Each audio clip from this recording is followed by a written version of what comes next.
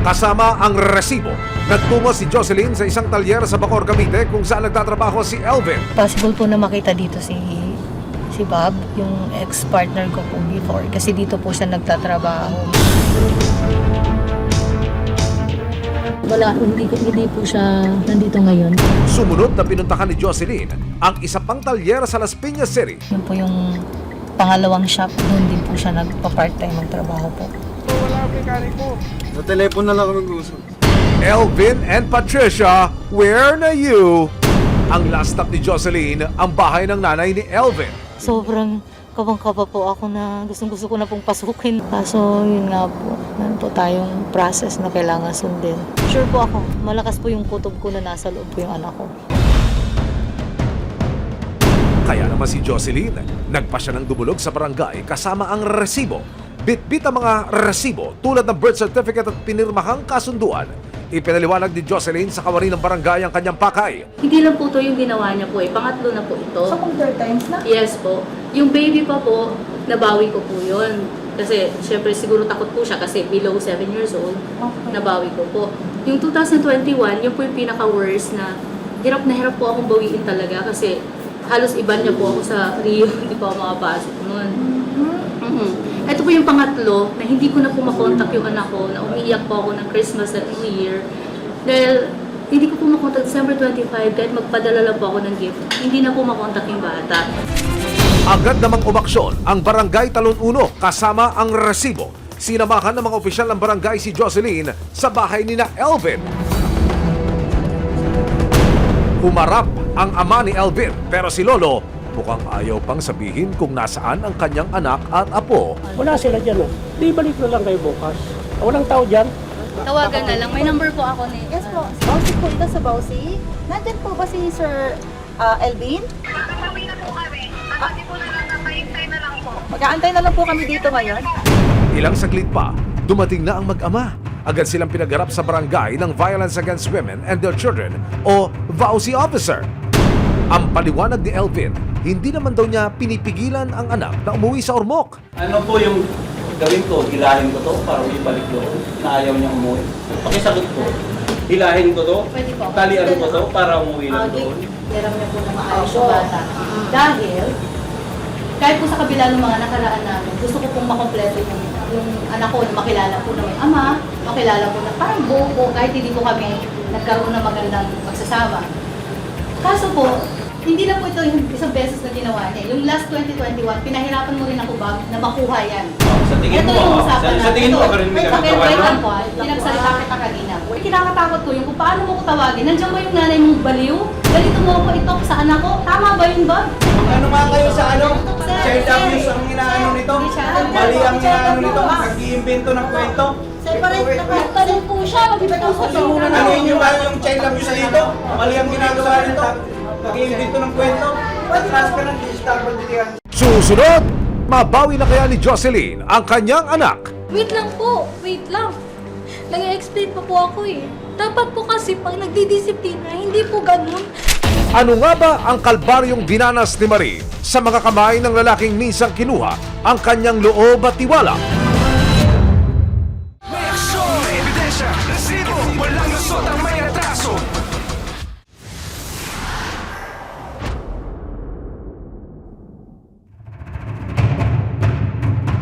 Ilang saglit pa, dumating na ang mag-ama. Agad silang pinagharap sa barangay ng Violence Against Women and Their Children o VAUSI officer.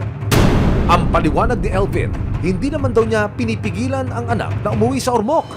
Ang say naman ng kanilang anak na si Patricia. Mas nafe-feel ko po na kahit malayo po yung papa ko po, mas nafe-feel ko po na mahal po ako ng papa ko po.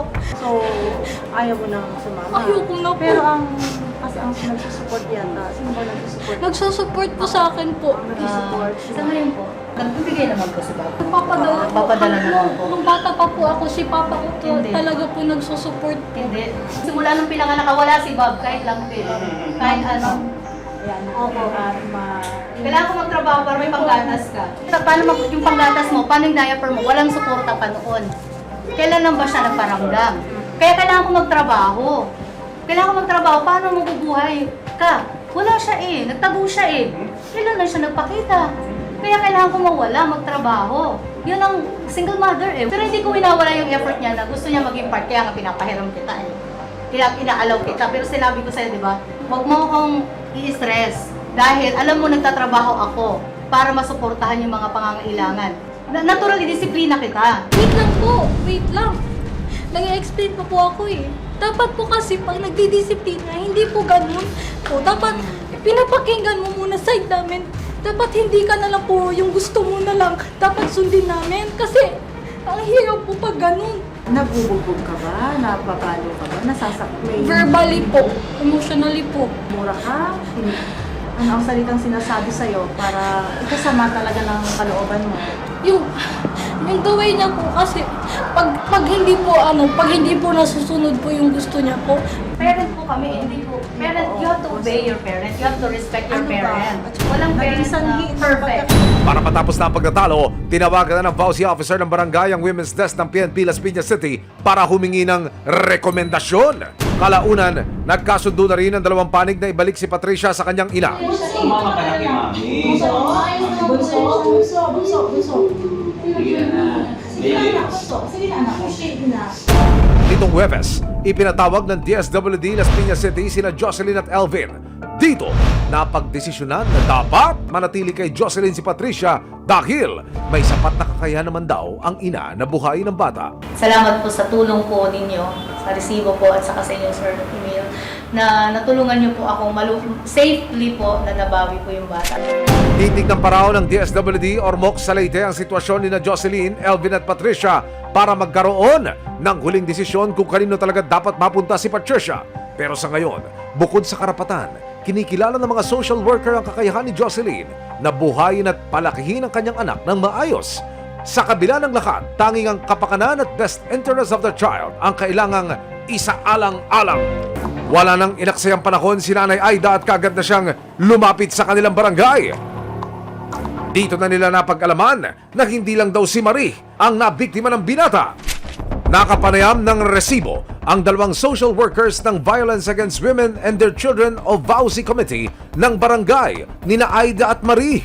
Kagad daw silang umaksyon na magsampa ng reklamo sina Aida sa VAUSI desk noong April 2022. Ano po ang ginawang aksyon, kagyat ng inyong tanggapan nung matanggap po itong reklamo na ito, ma'am? Ikinento niya po na nagkaroon din po sila ng pag-uusap. Nung una ay pinilit po siya. Kalaunan po ay may mga ibinibigay na po sa kanya.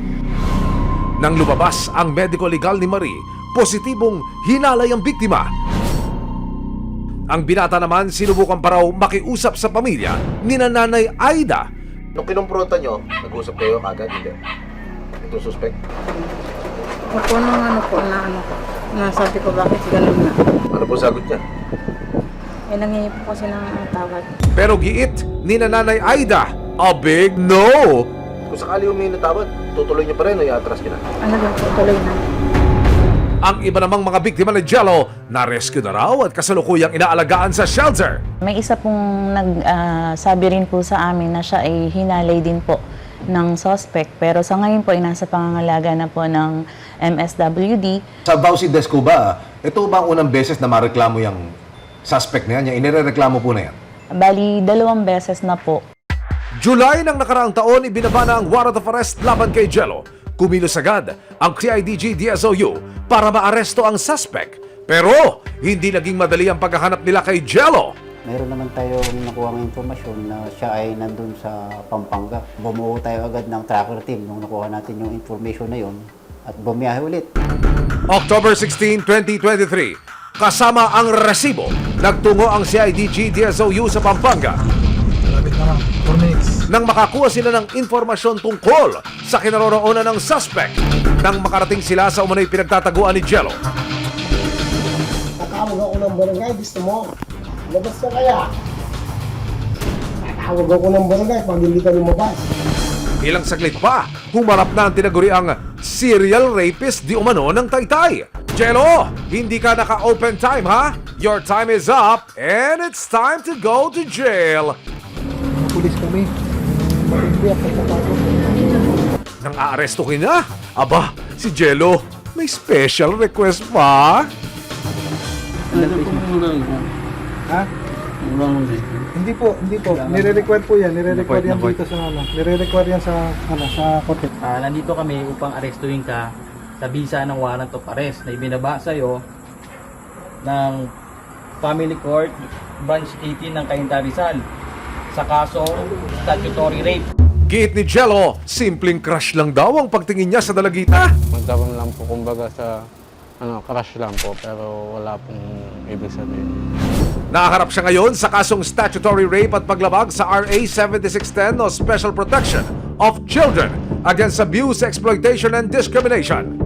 Hindi po ako ganun tao, ma'am, kaya masakit para sa akin. Dito sa statutory rape niya na kaso, no bail yun. So, hindi siya pwedeng magpiyansa. Doon naman sa 7610, meron siyang piyansang 180,000. Sa ngayon, patuloy pa rin ang pag-alalay ng VAUSI sa mga biktima, kabilang na si Marie. Ngayong nakakulong na ang binata, ang tanging hiling ni Aida, Una po sana siya makalabas kasi baka maulit pa po sa iba yun.